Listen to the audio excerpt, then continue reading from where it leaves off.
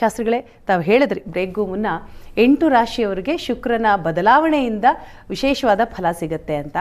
ವೃಷಭದಿಂದ ಹಿಡ್ಕೊಂಡು ಮೀನದವರೆಗೂ 8 ರಾಶಿಯನ್ನು ನೀವು ಹೇಳಿದ್ರಿ. ಮೊದಲನೇದಾಗಿ ಒಂದೊಂದೇ ರಾಶಿಗಳ ಕುರಿತಾಗಿ ನೋಡ್ತಾ ಹೋಗೋದಾದರೆ, ಮೊದಲನೇದಾಗಿ ವೃಷಭ ರಾಶಿಯ ಕುರಿತಾಗಿ ಹೇಳೋದಾದರೆ ಏನೆಲ್ಲ ಫಲಾಫಲಗಳಿದೆ? ವೃಷಭ ರಾಶಿಯವರಿಗೆ ನೋಡಿ, ನಿಮ್ಮ ರಾಶಿಯ ಅಧಿಪತಿನೇ ಶುಕ್ರ. ಈ ಅಧಿಪತಿಯಾಗಿರ್ತಕ್ಕಂಥ ಶುಕ್ರ ಲಾಭಸ್ಥಾನಕ್ಕೆ ಬರ್ತಾ ಇರೋದ್ರಿಂದ, ಲಾಭ ಅಂದ್ರೇನು? ಎಲ್ಲ ಬಗೆಯ ಲಾಭಗಳನ್ನು ತಂದು ಕೊಡ್ತಾನೆ ಅವನು. ಆರೋಗ್ಯದಿಂದ ಹಿಡಿದು, ಮೊದಲಿಗೆ ಜನ್ಮಸ್ಥಾನ ಅಲ್ವಾ, ಜನ್ಮಸ್ಥಾನ ಅಂತಂದರೆ ಆರೋಗ್ಯ ಸ್ಥಾನ. ಹೀಗಾಗಿ ಆರೋಗ್ಯ ಭಾಗ್ಯವನ್ನು ತಂದು ಕೊಡ್ತಾನೆ. ಧನಾಢ್ಯ ಅಂತ ಹೇಳಿದೆ, ಹೆಚ್ಚಿನ ಹಣಕಾಸನ್ನು ಗಳಿಸಲಿಕ್ಕೆ ಸಾಧ್ಯತೆ ಆಗುತ್ತೆ. ನಾನೇನೋ ಒಂದು ಸೈಟ್ ತೊಗೋಬೇಕು ಅಥವಾ ಇನ್ನೇನೋ ಒಂದು ಕಾರ್ ತೊಗೋಬೇಕಾಗಿತ್ತು. ಈ ರೀತಿಯಲ್ಲಿ ನಿಮಗೆ ಒಂದೊಂದೇ ಫಲಗಳು ಸಿಗ್ತಾ ಹೋಗುತ್ತೆ. ಅದಕ್ಕೊಂದು ಮಾರ್ಗ ಸಿಗ್ತಾ ಹೋಗುತ್ತೆ. ವೃಷಭ ರಾಶಿಯವರಿಗೆ ಶತ್ರುಗಳಿಂದ ದೂರ ಆಗ್ತಕ್ಕಂಥದ್ದು, ಷಷ್ಠ ಸ್ಥಾನದ ಅಧಿಪತಿಯೂ ಹೌದು. ಹೀಗಾಗಿ ಶತ್ರುಗಳು ದೂರಾಗಿ, ರೋಗವೆಲ್ಲ ಮಾಯವಾಗಿ, ಒಂದು ಸುಂದರತೆ. ಎಷ್ಟು ದಿವಸ ಯಾಕೋ ಕನ್ನಡಿಯಲ್ಲಿ ಅಷ್ಟು ಚೆನ್ನಾಗಿ ಕಾಣ್ತಾ ಇಲ್ಲದೇ ಇರತಕ್ಕಂಥವ್ರಿಗೆ ಈಗ ಚೆನ್ನಾಗಿ ಕಾಣಲಿಕ್ಕೆ ಶುರುವಾಗುತ್ತೆ. ನಾನು ಚೆನ್ನಾಗಿದ್ದೀನಲ್ವ ಅಂತ ಅನಿಸುತ್ತೆ. ಅವರ ವಯಸ್ಸು ಆಗ್ತಾ ಇರುತ್ತೆ, ಆದರೂ ಕಣ್ಣಿಗೆ ಮಾತ್ರ ಆ ಶುಕ್ರ ಮರೆಮಾಚಿ ಸುಂದರವಾಗೇ ಇದೆಯಾ, ಯೌವನವಾಗೇ ಇದೆಯಾ ಅನ್ನೋದನ್ನು ತೋರಿಸಿಕೊಡ್ತಾನೆ. ಅದು ನಮ್ಮ ಆಲೋಚನೆಗಳನ್ನು ಬದಲಿಸಿಬಿಡ್ತವೆ ಗ್ರಹಗಳು. ಆ ರೀತಿಯಲ್ಲಿ ಶುಕ್ರ ವೃಷಭ ರಾಶಿಯವರಿಗೆ ಬಹಳ ವಿಶೇಷವಾದ ಇಂಥದ್ದೊಂದು ದೃಷ್ಟಿಕೋನವನ್ನು ತಂದುಕೊಡ್ತಾನೆ. ಮತ್ತು ಹಿರಿಯರಿಂದಾಗಿ, ಹಿರಿಯ ಸ್ತ್ರೀಯರು ಅವರಿಂದಾಗಿ ಒಳ್ಳೆಯ ಮಾರ್ಗದರ್ಶನ ಸಿಗ್ತಕ್ಕಂಥದ್ದು, ಹಿರಿಯ ಸ್ತ್ರೀಯರಿಂದ ಅನುಕೂಲಗಳಾಗ್ತಕ್ಕಂಥದ್ದು, ಚಿಕ್ಕಮ್ಮ ಇಂಥವರಿಂದ ಸಹಕಾರಗಳು ಸಿಗ್ತಕ್ಕಂತಹ ಸಾಧ್ಯತೆ ಇದೆ. ವಸ್ತ್ರ ವ್ಯಾಪಾರಿಗಳಿಗೆ, ಆಭರಣ ವ್ಯಾಪಾರಿಗಳಿಗೆ, ಫ್ಯಾಷನ್ ಡಿಸೈನಲ್ಲಿರ್ತಕ್ಕಂಥವ್ರಿಗೆ, ಇಂಟೀರಿಯರ್ ಡಿಸೈನಲ್ಲಿರ್ತಕ್ಕಂಥವ್ರಿಗೆ, ಇವರಿಗೆಲ್ಲ ತುಂಬ ಚೆನ್ನಾಗಿದೆ. ನೀವು ವಾಹನ, ಶುಕ್ರನ ಫಲ ಹೇಗಿರ್ತದೆ ಅಂತಂದರೆ, ಒಂದು ವಾಹನ ಸಂಚಾರ, ಒಬ್ಬ ಚಾಲಕನಿಗೆ, ಒಬ್ಬ ಡ್ರೈವರ್ಗೆ ತನ್ನ ವಾಹನವನ್ನು ತುಂಬ ಅಲಂಕಾರವಾಗಿ ಇಟ್ಕೊಳ್ಬೇಕು ಅಂತ ಒಂದು ತೋರಣ ಕಟ್ಟೋದು ವಾಹನದಲ್ಲೇ, ಅಥವಾ ಸ್ಟೇರಿಂಗನ್ನು ತುಂಬ ಅಲಂಕಾರಗೊಳಿಸ್ತಕ್ಕಂಥದ್ದು. ಈ ರೀತಿಯಲ್ಲಿ ಅಂಥದ್ದೊಂದು ಮನಸ್ಸು ಬರುತ್ತೆ, ಚೆನ್ನಾಗಿ ಇಟ್ಕೊಳ್ಳೋಣ, ಗಾಡಿ ಚೆನ್ನಾಗಿ ಒರೆಸೋಣ. ಈ ಥರದ್ರಲ್ಲಿ ಒಂದು ಒಳ್ಳೆಯ ಫಲವನ್ನು ಆತ ನಿಮ್ಮ ಮನಸ್ಸಿನಲ್ಲೇ ಒಂದಷ್ಟು ಚಿಗುರಿಸುವಿಕೆಯಿಂದ ಹಿಡಿದು ಇಂತಹ ಫಲಗಳೂ ಸಿಗ್ತಕ್ಕಂಥದ್ದು. ವಾಹನ ಕೊಂಡ್ಕೋಬೇಕು ಅಂದರೆ ಅಂಥದ್ದೊಂದು ಫಲವನ್ನು ಉಂಟು ಮಾಡಿಕೊಡ್ತಾನೆ, ಅದರಲ್ಲಿ ಸಂಶಯ ಇಲ್ಲ. ಮತ್ತು ಸುಖದ ಲಾಭ ನಿಮಗೆ ಆ ರೀತಿಯಲ್ಲಿ ವೃಷಭ ರಾಶಿಯವರಿಗೆ ತುಂಬ ಚೆನ್ನಾಗಿದೆ. ಅದಾದ ನಂತರದಲ್ಲಿ ನಾವು ಮಿಥುನವನ್ನು ಗಮನಿಸ್ತೀವಿ. ಮಿಥುನ ರಾಶಿಯವರಿಗೆ ಕರ್ಮಸ್ಥಾನ ನೋಡಿ. ಕೆಲಸ ಕಾರ್ಯ ಮಾಡ್ತಾ ಇರತಕ್ಕಂತಹ ಸಂದರ್ಭದಲ್ಲಿ ಏನಾದರೂ ಕಿರಿಕಿರಿಗಳಿದ್ರೆ 4 ತಿಂಗಳು ಒಂದು ಸ್ವಲ್ಪ ಸೌಖ್ಯದ ವಾತಾವರಣ ಕಾಣ್ತೀರ, ಸ್ವಲ್ಪ ನೆಮ್ಮದಿ. ಯಾವುದೇ ಇಷ್ಟು ದಿವಸ ತೊಡಕಿಲ್ವಾ, ಈಗಲೂ ತೊಡಕಿದೆ, ಆದರೆ ಅದು ಅಷ್ಟು ತೊಡಕು ಅಂತ ಅನಿಸಲ್ಲ. ಆ ರೀತಿಯಲ್ಲಿ ಶುಕ್ರ ನಿಮಗೆ ಮಾನಸಿಕವಾಗಿ ಪರಿವರ್ತನೆ ಮಾಡ್ತಾನೆ.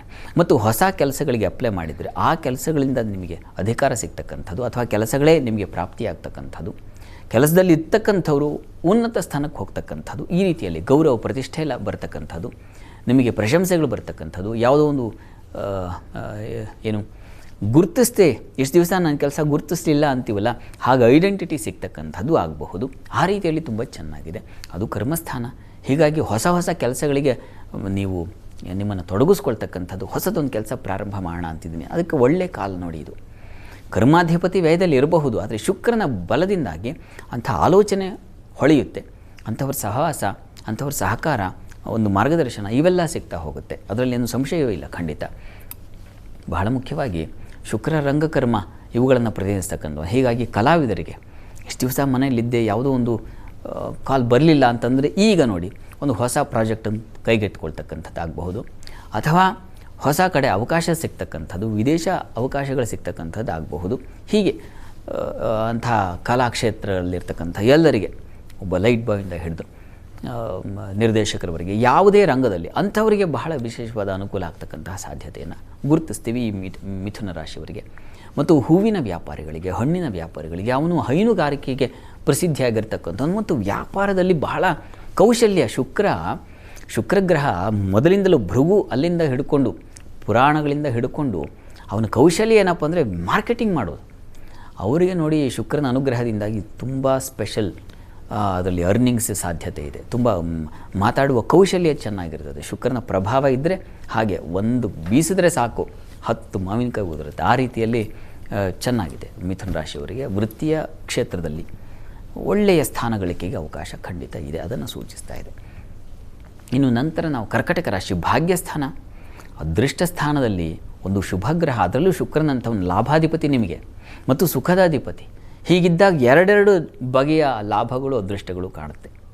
ಒಂದು ಲಾಭ ಸಿಗ್ತಕ್ಕಂಥದ್ದು, ಸ್ತ್ರೀಯರಿಗೆ ಬಹಳ ವಿಶೇಷವಾದ ಲಾಭಗಳು, ಗೌರವಗಳು, ಪ್ರತಿಷ್ಠೆಗಳು, ನಿಮ್ಮ ಸಂಪತ್ತು ಹೆಚ್ಚು ಮಾಡ್ಕೊಳ್ತಕ್ಕಂಥದಕ್ಕೆ ದಾರಿಗಳು, ಇವುಗಳೆಲ್ಲ ಸಿಕ್ಕರೆ ವಾಹನ ಖರೀದಿಯಾಗುತ್ತೆ, ಮನೆ ಖರೀದಿಯಾಗುತ್ತೆ, ಒಂದು ಸೈಟಾರು ತೊಗೋಬೇಕು ಈ ಸಲ. ಆ ಟೆನಿಕಾಸ್ಟ್ ಅಂತಕ್ಕಂಥದಕ್ಕೆ ಒಂದು ಪ್ರೇರಣೆ. ಎಷ್ಟೋ ಬಾರಿ ಸೋತಿರ್ತೀವಿ, ತಗೋಬೇಕು ಅಂತ ಹೋಗಿರ್ತೀವಿ, ಆಗಲ್ಲ. ಆದರೆ ಗ್ರಹಗಳ ಬಲ ಇರಲ್ಲ. ಇಂಥ ಸಮಯದಲ್ಲಿ ನೋಡಿ ಶುಕ್ರ ಈಗ ಒಳ್ಳೆ ಸ್ಥಾನದಲ್ಲಿರೋದ್ರಿಂದ ಟೆನಿಕಾಸ್ಟ್ ಟ್ರೈ ಮಾಡೋಣ ಅಂತ ನಿಮಗೂ ಉತ್ಸಾಹ ಇರುತ್ತೆ. ಆ ಕಡೆಯಿಂದಲೂ ಏನೋ ಒಂದು ನಿಮಗೆ ಅನುಕೂಲ ಆಗುವ ಹಾಗೆ ಮಾತುಕತೆಯೂ ನಡೆದು ಹೋಗ್ಬಿಡುತ್ತೆ. ಆ ರೀತಿಯಲ್ಲಿ ಚೆನ್ನಾಗಿದೆ. ಮಿತ್ರರು, ನಿಮ್ಮ ಕ್ಲೋಸ್ ಫ್ರೆಂಡ್ಸಿಂದ ಒಳ್ಳೆಯ ಸಪೋರ್ಟ್ ಸಿಗ್ತಕ್ಕಂಥದ್ದಾಗಬಹುದು. ಬಂಧುಗಳ ಸಹಕಾರ, ಯಾವುದೇ ಕಿರಿಕಿರಿ ಇಲ್ಲದೆ ಬಂಧುಗಳ ಜಗಳವೆಲ್ಲ, ಮನಸ್ತಾಪಗಳೆಲ್ಲ ದೂರಾಗಿ ಎಲ್ಲರೂ ಒಟ್ಟಾಗಿರೋಣ ಅಂತಕ್ಕಂಥ ವಾತಾವರಣ ಆಗಬಹುದು. ಅದು ಪರ್ಚೇಸಿಂಗ್, 4ನೇ ಮನೆ ಅಂತಕ್ಕಂಥದ್ದು ಒಂದು ಓಡಾಟ ಹಾಗೂ ಶಾಪಿಂಗ್ ಅಂತೀವಲ್ಲ, ಆ ರೀತಿಯಲ್ಲಿ ವಸ್ತ್ರ ಕೊಂಡುಕೊಳ್ಳೋದು ಏನು ಕೇಳ್ತೀಯಾ, ಆಭರಣ ಕೊಂಡುಕೊಳ್ಳೋದು ಏನು ಕೇಳ್ತೀಯಾ, ಅದಿಷ್ಟ ಆಯಿತು ಇದಿಷ್ಟ ಆಯಿತು, ಇದು ಕೊನೆಗೆಲ್ಲ ಅದೆಲ್ಲವೂ ಅನುಕೂಲವೂ ಆಗ್ತಕ್ಕಂಥದ್ದು. ಆ ರೀತಿಯಲ್ಲಿ ಶುಕ್ರ ಕರ್ಕಟಕ ರಾಶಿಯವರಿಗೆ ತುಂಬ ಚೆನ್ನಾಗಿದೆ. ಈ ಕರ್ಕಟಕ ರಾಶಿಯವರಿಗೆ ಒಳ್ಳೇದು ಹೇಳಿಲ್ಲ, ಇದಕ್ಕಿಂತ ಒಳ್ಳೇದು ಬೇಕಾ ನಿಮಗೆ? ಸುಖವಾಗಿರ್ತೀರ, 4 ತಿಂಗಳು ನಿಮ್ಮನ್ನು ಮಾತಾಡಿಸೋರೇ ಇಲ್ಲ, ಅಷ್ಟು ಚೆನ್ನಾಗಿದೆ. ಇನ್ನು ಕನ್ಯಾ ರಾಶಿ ಗಮನಿಸೋದಾದರೆ, ಕನ್ಯಾ ರಾಶಿಯವರಿಗೂ ತುಂಬ ಚೆನ್ನಾಗಿದೆ. ನಿಮಗೆ ಸಪ್ತಮ ಸ್ಥಾನ. ಹೀಗಾಗಿ ಯಾರ್ಯಾರಿಗೆ ಮದುವೆ ಆಗಿಲ್ವೋ, ಹುಡುಕ್ತಾ ಇದ್ದೀವಿ ಸಿಗ್ತಾ ಇಲ್ಲ, ಗಂಡು ಹುಡುಕ್ತಾ ಇದ್ದೀವಿ ಸಿಗ್ತಾ ಇಲ್ಲ, ಹೆಣ್ಣು ಹುಡುಕ್ತಾ ಇದ್ದೀವಿ ಸಿಗ್ತಾ ಇಲ್ಲ, ಇಂಥವರಿಗೆ ನೋಡಿ ಈಗ ಅಲ್ಲಿ ಹೇಳ್ದಾನ ಶುಕ್ರಸ್ತಪೋವ ತನುನಾಥ ಭಾಂಶ ತ್ರಿಕೋಣ ಮಾಯಾತಿ ತದಾ ವಿವಾಹ ಅಂತ. ತ್ರಿಕೋಣದಲ್ಲಿ ಇರಬಹುದು, ಅದು ಕೇಂದ್ರಕ್ಕೆ ಬಂದಾಗಲೂ ಅವನಿಗೆ ಫಲ ಕೊಡ್ತಾನೆ ಗೋಚಾರದಲ್ಲಿ. ಹೀಗಾಗಿ ಹುಡುಗಿನ ಹುಡುಕ್ತಾ ಇದ್ರೆ ಸೆಟ್ ಆಗಿಬಿಡುತ್ತೆ, ಹುಡುಗನ ಹುಡುಕ್ತಾ ಇದ್ರೆ ಸೆಟ್ ಆಗಿಬಿಡುತ್ತೆ. ವ್ಯಾಪಾರಕ್ಕೆ ಬಂದರೆ, ವ್ಯಾಪಾರ ಏನೋ ಹೊಸ ಬಟ್ಟೆ ವ್ಯಾಪಾರ ಮಾಡೋಣ ಅಂತಿದ್ದೀನಿ, ಅಥವಾ ಇನ್ಯಾವುದೋ ಒಂದು ಆಭರಣಗಳ, ಅಥವಾ ಇನ್ನೇನೋ ಅಲಂಕಾರ, ಬ್ಯೂಟಿ ಪಾರ್ಲರ್ ಶುರು ಮಾಡ್ತಾಯಿದ್ದೀನಿ, ಅಥವಾ ಇನ್ಯಾವುದೋ ಆಗಿರಬಹುದು. ಆ ವ್ಯಾಪಾರಕ್ಕೆ ತೊಡಗಿದ್ರೆ ಒಂದು ಹೂವಿನ ವ್ಯಾಪಾರವೇ ಆಗಬಹುದು. ಈ ಹೂವಿನ ವ್ಯಾಪಾರಗಳು ಇಷ್ಟು ದಿವಸ ಮಂಕಾಗಿದ್ದರೆ ಈಗ ಚಿಗುರು ಬಿಡುತ್ತದೆ. ತುಂಬ ಚೆನ್ನಾಗಿದೆ. ದಾಂಪತ್ಯದಲ್ಲಿ ಏನಾದರೂ ಕಿತ್ತಾಟ, ಕಲಹ, ರಾಹು ಇದ್ದಾನೆ ಇರುತ್ತೆ.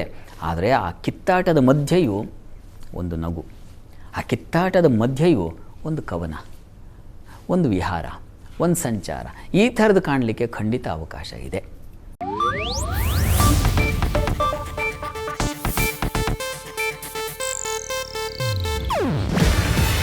ಇದು ಏಷ್ಯಾನೆಟ್ ನ್ಯೂಸ್ ನೆಟ್ವರ್ಕ್ ಪ್ರಸ್ತುತಿ. ನೀವು ನೋಡ್ತಿದ್ದೀರಾ ಏಷ್ಯಾನೆಟ್ ಸುವರ್ಣ ನ್ಯೂಸ್.